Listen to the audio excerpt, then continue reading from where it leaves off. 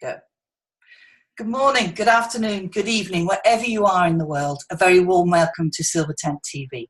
I'm your host, Siobhan A Riordan, along with my dog Elsa, who may occasionally join in with the odd little bark.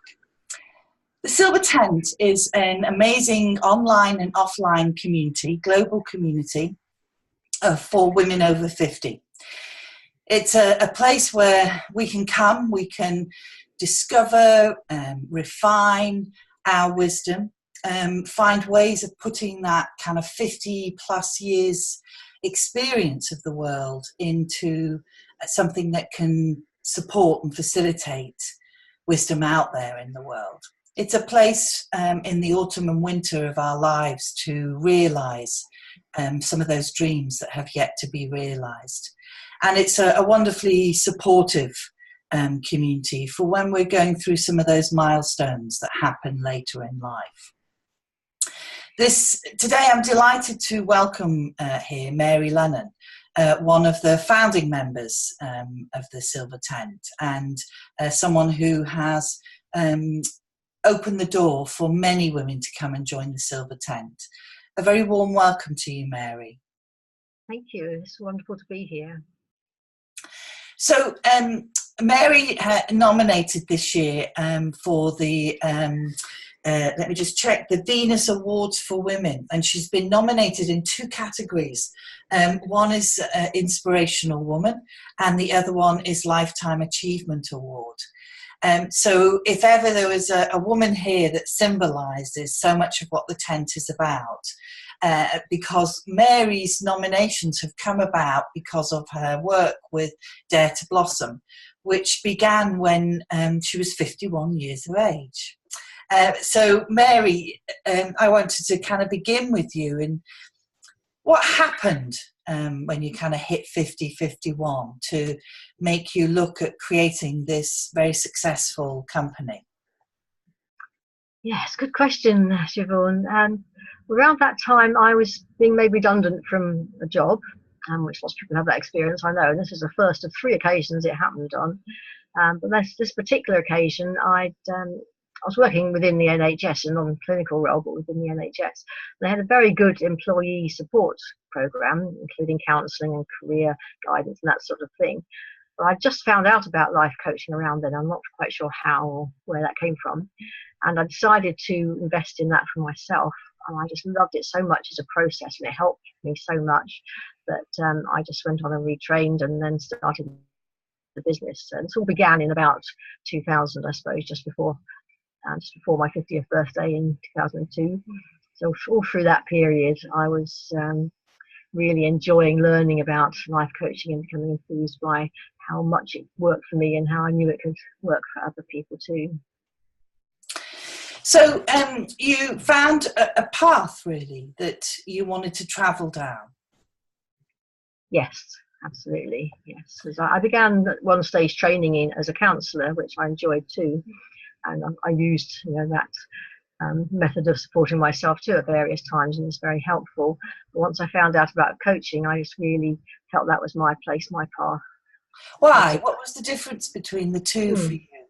Well, the simple difference, as I think of it, is that counselling looks at the past and things that have happened to you and how they're affecting you in the present and helps unpack them and deal with them in certain ways. And coaching takes you from that point forwards. So acknowledging what's happened in the past and why you're at the place you are now, but not dwelling on it, moving forwards, looking at what you can do.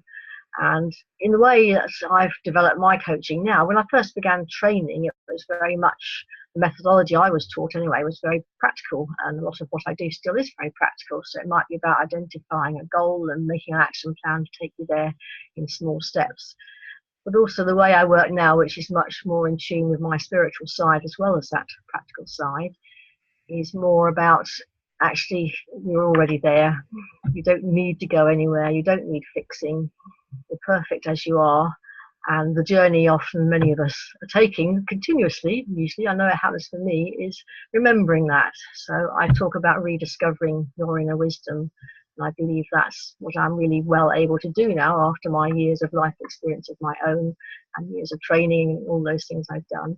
It's just help people pause and have that quiet, safe space to hear themselves think and be witnessed thinking aloud, and then be able to rediscover their inner wisdom and then make those decisions about any choices they're making in their lives. And so if I'm sitting here listening as a woman coming up to 50 or just past 50, not sure what life holds for me anymore, what do you think helped you to make that transformation in your life? It was beginning to appreciate my own value, I think. And of course, I knew that before. I've been doing lots of useful work in various roles I've been doing, and I've been writing. And you know, one of the first things, which you're probably going to mention, but I'll mention it now, I had experienced cervical cancer in 1994. And that was the real big wake-up call, of course. Even prior to that, I've been interested in personal development and spiritual growth and all sorts of different things all my life, really. But the point of being able to help people from the age of 50 was that partly you think, well, at least I'm now in the second half of my life. That's a big wake-up call for a lot of us. I actually felt quite good about getting to 50, to be honest, partly because it reminded me that I've had those extra years of life I may not have had after my experience. So every day's a bonus. And I was beginning to come into my own power as a woman of that age and be able to use my wisdom and appreciate I didn't have to pretend to be young anymore. Yeah, and I really empathise. As you know, I have a heart condition and had a heart attack, and really had a choice, I think, that so many women that come to the tent face of, is it all downhill from now on? And that was really the sense that I had after my heart attack. That's it now. Everything's going to start slowly breaking down. And far from it, in finding the tent, not only have I discovered that far from it being over, it's only just beginning. Yes, exactly. And I think, whatever your previous experiences in life, often this age is when you actually have more time and freedom to do things for yourself for all sorts of reasons. And also I realised I could choose to do that. I don't have children. I've been happily married for many years. So I've always felt an obligation to my husband, which sounds, it's interesting I use that word, isn't it? I love him dearly, and obligation isn't the way I want to feel about it. I did feel that way in the past, I think. Now I know I can make my own choices. I consider him in those choices and offer him the response that, I might need to help me make decisions. But actually it's up to me to do what I want to do, and for him to choose whether or not he is okay with that. So we negotiate that, as you do every day in a relationship of any sort. Yeah, it's lovely. I was reading one of your contributions from one of the books that you've been involved in, because I need to stop and say here that you've written 4 books and been a contributor to many others. And it's very beautiful the way you talk about your relationship with your husband. How much was he involved in supporting you to create Dare to Blossom? Very little is my first response, actually. Good, because I think that's important to acknowledge that actually we for those of us that are in relationships, for those of us that are married and wanting to transform our lives, we can, I think, you and your husband are a wonderful example of that you had that space to be able to do that. Yes. I mean, again, in the piece you read, which was in Women of Spirit, I think, early in my life, I was taken in by that image, the mirage, as I called it, of romantic love. And I followed that for many years, thinking that was the answer to the things that I felt weren't right with me inside me. And it was that remembering to come back to myself and rediscover my inner wisdom, that the answers are within me, nobody else. However much I love them, can do that for me. I have to make that choice to take my own path. And we're both very independent people. And once I stopped giving away my power, which naturally, if you give it to somebody else, they're quite happy to receive it. Why wouldn't they? Once I decided to stop doing that, it doesn't mean that I don't do things for him and with him. We both always have our own path, and he's very clear in that. interacts with the world very differently to the way I do. We're absolute opposites, which is probably why we're still together. We both learned a huge amount from each other, and I can see how he's changed over the world and over the years, and how he operates in the world, and probably he can too with me. And I don't know, we don't have a relationship where we actually discuss spirituality in great depth, which in some ways is a sorrow to me, but that's, you know, that's the person I've decided to spend my life in, so that's the decision I make. And I get that support from elsewhere, and that's been part of my learning too, is that one person can't provide everything. Again, that's the mirage of romantic love. That person is the only one. You never need anything from anybody else. And partly that's what the Silver Tent has brought me as well in recent years, is that huge community of other women in this case, but you know, I have other communities that involve different selections of people. But what it's brought me is that support in all sorts of different ways. We can all do that for each other and make up that jigsaw of richness of life that makes us feel whole and complete. Now, I want to pick up a thread here about dare to blossom. That word dare, how did that come about? Well, it's interesting because I had a card that's been on my, just taken it down from my pinboard behind me because to make sure I remember this quote correctly. I had it on my wall for years. It's faded now. It's a beautiful quote. Excuse me while I read it, make it sure it's right. The quote is, "And then the day came when the risk to remain tight in a bud was more painful than the risk it took to blossom." It actually hasn't got the word dare in it. I know, so that's why I'm curious. So who was that quote by? That's by, I can't pronounce her name. It's Mary Lunnen or her name. Yes, the beautiful erotic writer. Exactly. Good to know there's a bit of eroticism in your life, Mary. Oh, absolutely. There's under the surface part, isn't it? It's interesting. I didn't know that for years. That's the first time I come across her writing, but now I've explored it. Yes, it's fascinating, isn't it? I don't know where the dare came from. It was one of those inspirational moments, and I'm a firm believer in inspiration being there for us to pluck, you know, from the air as it passes by.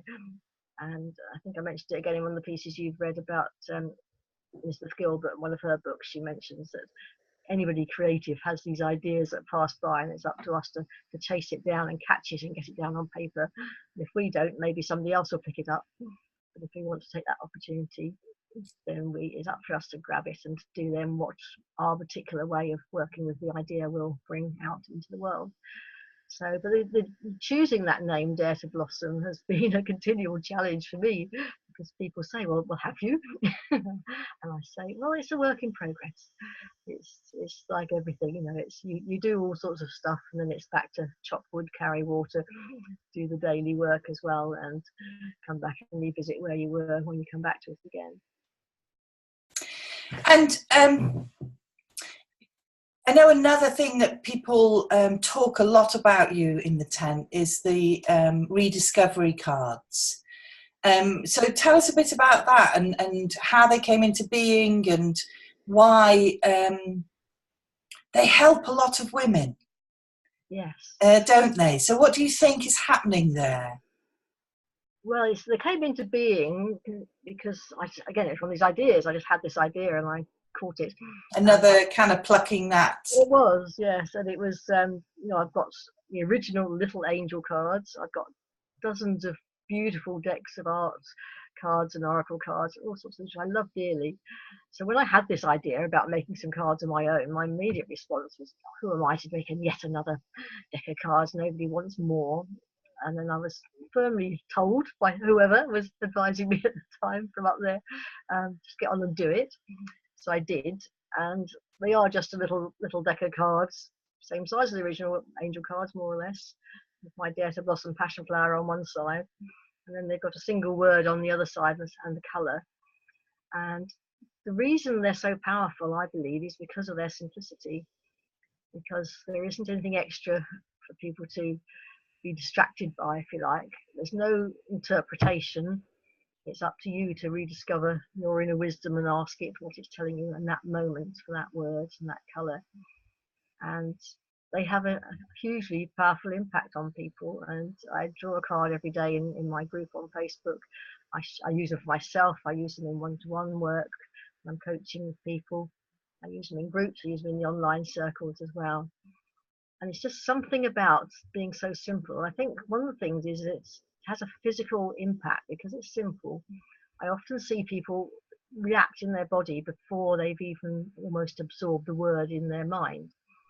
And one really good example I had a few years ago now, I was coaching a young woman, and one of the words she had, and I was showing her on the screen because I was drawing them for her, was joy.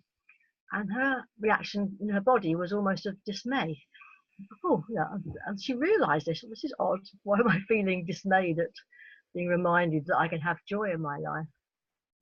And what it turned out was that she almost felt she didn't deserve to enjoy herself. And she had a young son, a busy business, a husband as well she wanted to support.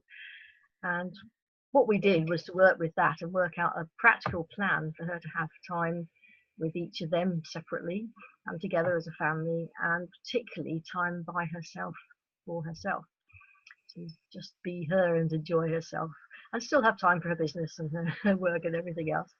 And it was a really impactful moment for her, I think, to feel this rather unusual reaction to that word joy, which, you know, often people do have that. They have a reaction to something that we may think we ought to see as positive, though I always say there's no oughts or shoulds in my work.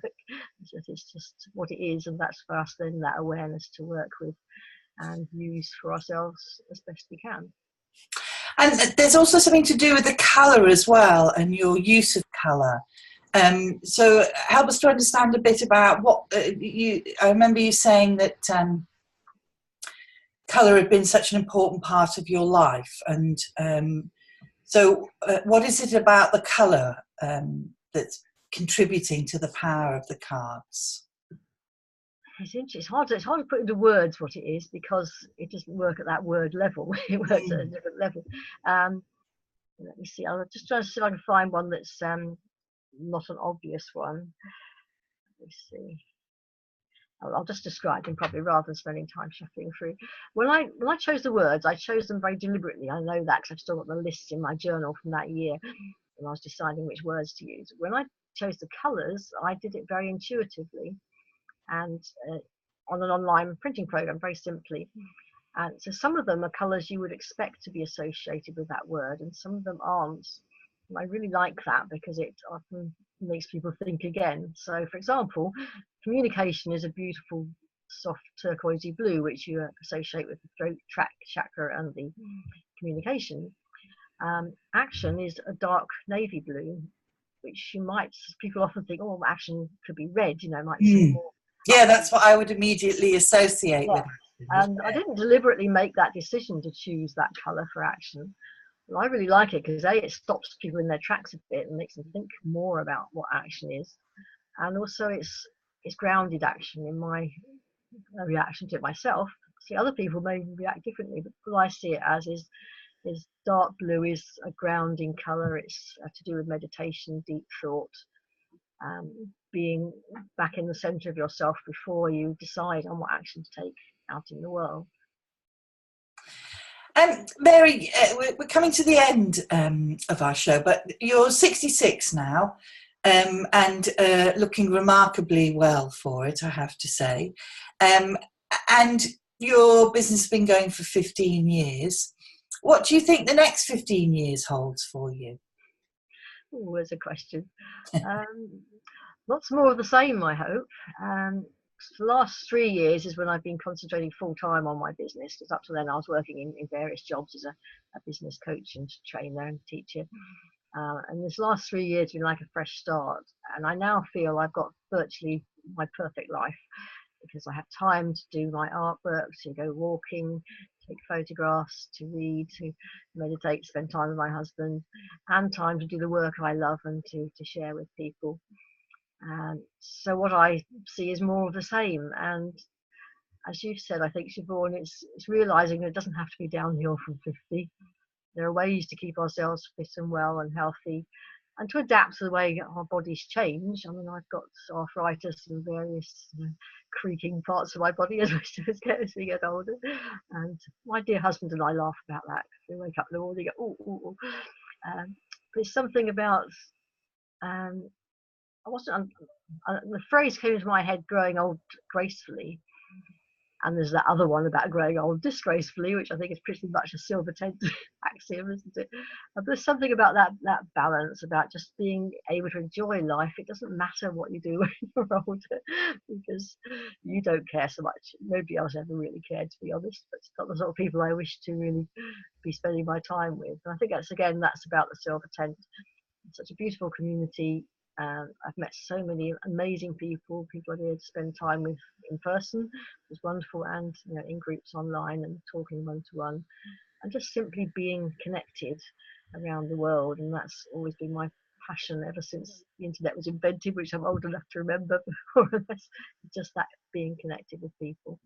So the magic of that is, it doesn't matter if I'm not able to travel now, I can do it through this wonderful medium of connection. I know, and that's what I love about the tent is it's women over 50 embracing that technology, embracing, which is again not traditionally associated with our age group, but we really are embracing and exploiting and maximising the benefits that technology, Zoom, have for us, and in truly creating that global community. Over 6,000 women in the tent. It's one thing I just say, because I hope some of my younger friends will watch this broadcast. And I work with a lot of younger people too, and I love that I have young friends who say, "Oh, I wish I was 50. I want to join in." I know. Women were wishing to be 50, which is wonderful. I know. I have several friends that are 48 and queued up, ready. Come on, roll on 50. Kind of changes everything, doesn't it? When actually it's, oh no, I'm 50. Instead, come on, roll on. I want to be 50. Exactly, and I love sharing with a wide range of people as well. It's nice to have that encouragement to do that as well from within our community. So, Mary, it's been lovely to talk with you. One of our silver tenters who's chosen to be wild, wise and wonderful in the autumn of your life. And thank you so much. It's been fantastic hearing about your journey, and yet further evidence that there is so much more waiting for us once we hit that magical age. Thank you. And for all of you, that's it for today. Can I say that even if the sun isn't shining in your skies, may it be shining in your heart. This is Siobhan A Riordan signing off for Silver Tent TV.